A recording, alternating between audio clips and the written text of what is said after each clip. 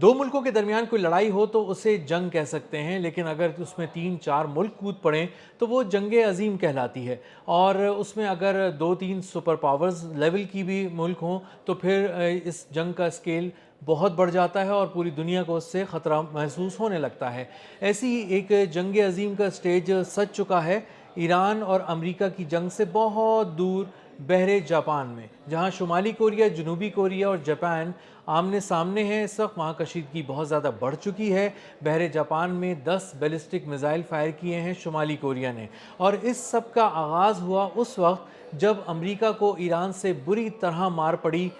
جنگ میں، اور اس کے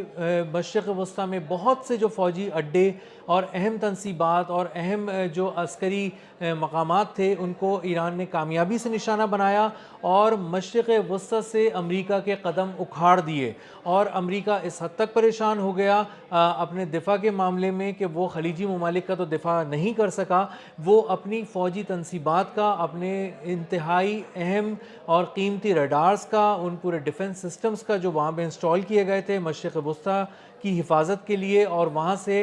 بیٹھ کر پورے خطے میں جو اس نے اپنا راج بنایا ہوا تھا امریکہ نے، اس سب پہ پانی پھر چکا ہے اور اس کے قدم اکھڑ چکے ہیں مشرق وسطیٰ سے، اور وہ ساری ملٹری انسٹالیشنز تباہ و برباد ہو چکی ہیں۔ اب چونکہ وہاں پہ قدم اکھڑ چکے مشرق وسطیٰ میں، اور اس کے بہت ہی اہم defence layer, multi layer systems جو ہیں ان کو ایران نے تہس نہس کر کے رکھ دیا، تو امریکہ کو پھر یہ محسوس ہوا کہ اسے کہیں اور سے میزائل بھی چاہیے ہوں گے اور ڈیفنس کے وہ سسٹمز بھی چاہیے ہوں گے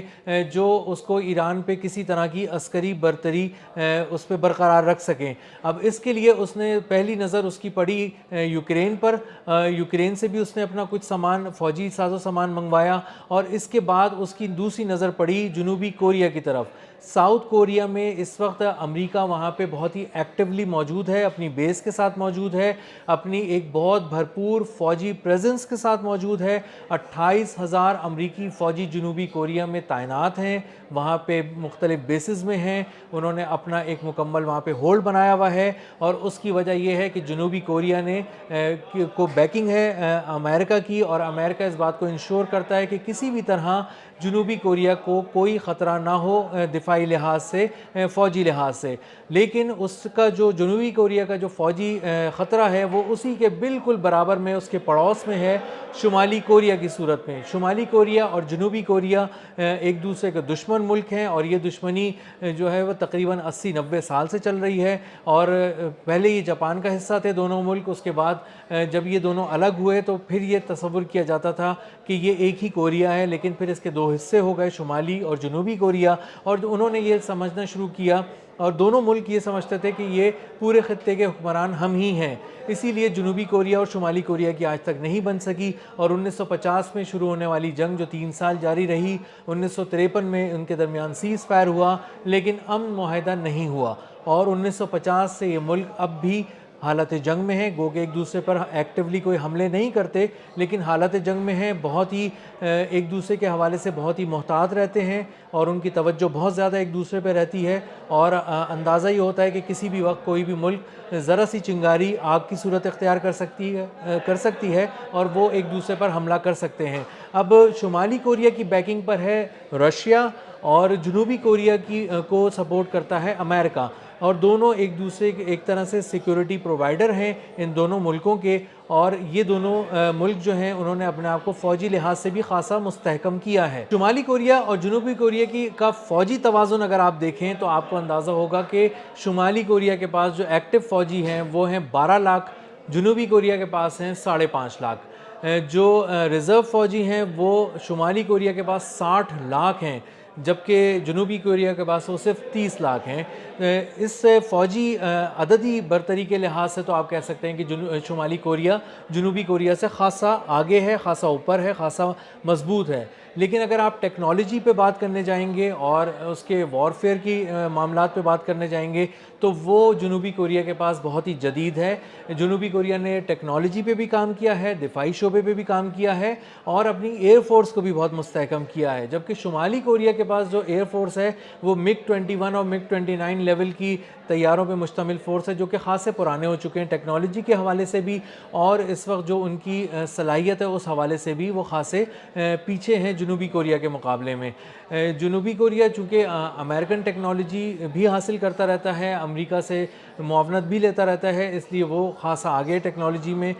لیکن شمالی کوریا جو ہے وہ رشین ٹیکنالوجی کو فالو کرتا ہے، اور رشیا نے بھی ایک لمیٹڈ ٹیکنالوجی دی ہوئی ہے شمالی کوریا کو، اس لیے اس کے پاس ایک لمیٹڈ ٹیکنالوجی ہے، لیکن وہ میزائل سسٹم اس کا بہت جدید ہے، اس پہ اس نے بہت کام کیا ہے، اور اپنے میزائل سے، انٹر کانٹیننٹل بیلسٹک میزائل سے، بین البر اعظمی میزائلوں سے، اور اپنے مختلف قسم کے جو ڈیفنس اس نے میزائل کے حوالے سے کام کیا ہے، اس سے وہ دنیا کو خاصے پیغامات دیتا رہتا ہے، ڈراتا رہتا ہے۔ اس کے علاوہ یہ اعلان کر چکا ہے شمالی کوریا کہ اس کے پاس ایٹمی صلاحیت ہے، اس کے پاس ایٹم بم ہے، اور جب ایٹم بم ہے، اور اگر کم جون ان جیسے ایک ایگریسو ملٹری لیڈر کے پاس کوئی ایٹم بم ہے تو اس کے بارے میں بہت زیادہ توقع یہی کی جا سکتی ہے کہ وہ کبھی استعمال بھی کیا جا سکتا ہے، وہ صرف شوکیس میں سجانے کے لیے نہیں رکھا گیا ہے، اس کا استعمال بھی کہیں نہ کہیں دیکھا جا سکتا ہے، اس کا خدشہ بہت زیادہ ہے دنیا کو۔ اسی لیے شمالی کوریا جب بھی کوئی ایک آدھ میزائل ٹیسٹ کرنے لگتا ہے، کوئی نئے میزائل کی رینج میں اپنے نئے کسی میزائل کو ایڈ کرنے جاتا ہے اور اس کو ڈیمونسٹریٹ کرتا ہے سی آف جاپان میں، بحر جاپان میں، تو پوری دنیا اچانک جو ہے وہ ایک دم چونک جاتی ہے، اور اس کی نظریں جو ہے وہ سمندر پہ لگ جاتی ہیں کہ یہ شمالی کوریا کیا کرنے جا رہا ہے۔ تو اب شمالی کوریا نے جیسے ہی دیکھا ہے کہ وہاں سے جنوبی کوریا سے امریکہ بہت سارے سسٹمز اٹھا کے، دفاعی لیئرز جو ہیں وہ اٹھا کے لے گیا ہے، عارضی طور پہ ہی صحیح، لیکن وہ لے گیا مشرق وسطیٰ تاکہ وہ اپنے قدم ایران کے خلاف مضبوط کر سکے، تو یہاں پہ اس کو اب میدان کچھ خالی خالی نظر آ رہا ہے، اور جو بیلنس آف پاور ہے اس کو اندازہ ہو رہا ہے کہ یہ کچھ جو ہے وہ امبیلنس ہو چکی ہے، اور امبیلنس ہونے کا فائدہ شمالی کوریا اٹھانا چاہتا ہے، کم از کم ڈرانے کی حد تک ضرور کرنا چاہتا ہے، اور اس نے جاپان کو بھی پیغام دیا ہے، اور اس نے جنوبی کوریا کو بھی پیغام دیا ہے 10 بیلسٹک میزائل فائر کر کے جو بحر جاپان میں گرے ہیں، اور یہ جاپان کو بھی سگنل ہے کہ کبھی ہم تمہاری طرف بھی آ سکتے ہیں۔ اور یہ اصل پیغام جو ہے ان دونوں ملکوں کے اوپر جو ان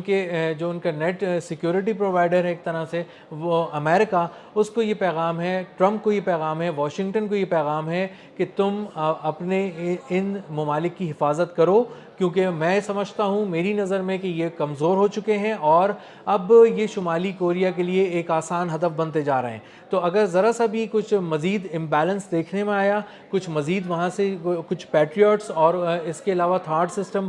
مزید وہاں سے موو کیے گئے جنوبی کوریا سے مشرق وسطیٰ کی طرف، تو اس کے بعد اس بات کا امکان بہت زیادہ بڑھ جائے گا کہ یہ جو ہے وہ بہت زیادہ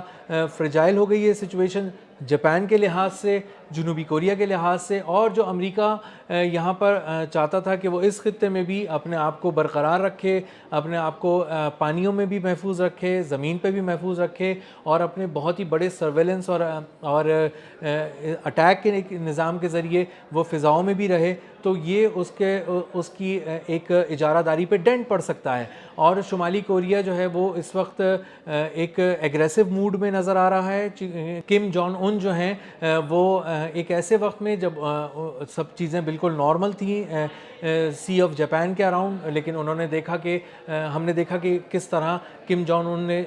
جو ہے وہ ایک مظاہرہ کیا ہے میزائلز کا، بیلسٹک میزائلز کا، اور ان کو دونوں طرف اور پیغام دیا ہے جاپان میں اور جنوبی کوریا کی طرف کہ میں ابھی یہاں موجود ہوں، اور میری نظر بہت ہی گہری ہے خطے پہ، اور جہاں بھی میں محسوس کروں گا کہ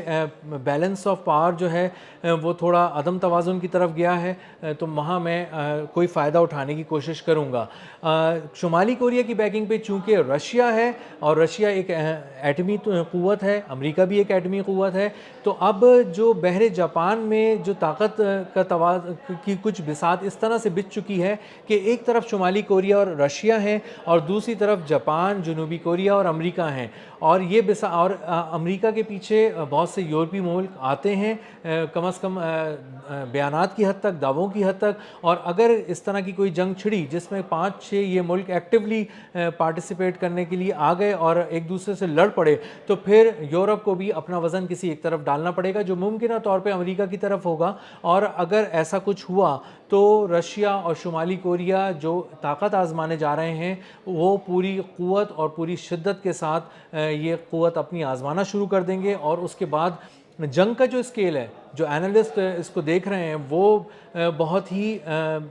एक अलग ही किसी एक लेवल पे चला जाएगा और वो बहुत ज़्यादा ख़तरनाक होगा। तो जहाँ एक तरफ दुनिया ये देख रही है कि अमेरिका और ईरान की जंग हो रही है और इसराइल भी उसमें शामिल है और यहाँ पे बहुत ज़्यादा खूनरेज़ी हो रही है, एक ऐसी जंग का स्टेज सज चुका है बहरे जापान में, ईरान के पानियों से बहुत दूर, जहाँ पे कम से कम 5 मुल्क, जिसमें से 3 एटमी ताकतें हैं, वो एक दूसरे से लड़ने के लिए